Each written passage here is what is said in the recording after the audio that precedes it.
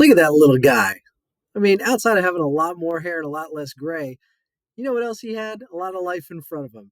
So that's little me. I'm coming to you guys live from New Jersey at my grandma's house this week. But what would I tell this guy about the future if I was going to talk to him about home ownership? And a lot of us could do that. If I know then what I know now, you always have those conversations with yourself, right? Well, if I think back of what I would tell the younger version of myself so that I can make sure that I was capitalizing on my dreams, is a couple things. One, make sure you're being very intentional about starting up your credit early. There's a lot more options that you can have in these days.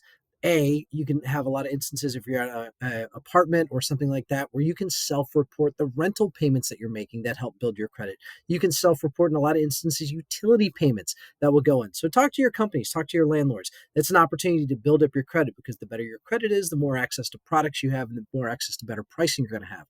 I would also really highlight the ability to put a little bit of money aside because that little bit of money adds up. Really helps to start thinking about your down payment, closing costs, all those kinds of things.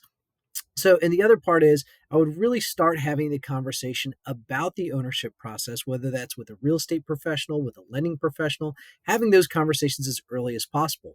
A lot of us try to self direct that information, me included when I first started, to really figure it out online. I'm going to go online, I'm going to research it, I'm going to figure this out on my own. You don't have to. Find trusted professionals that you know in the market, have the conversation with them, even if you're not thinking about doing it for a year, 2 years, 5 years, 10 years, doesn't really matter. Talk to them about what you need to do today to make sure you're in the best spot. If I started having those conversations with that little man in that picture, I'm sure life would have been a little easier for him to enter into home ownership and it would have been a lot smoother a transition. What would you have told the younger version of yourself and how do you get that started today? Take care, everybody. Have a great day.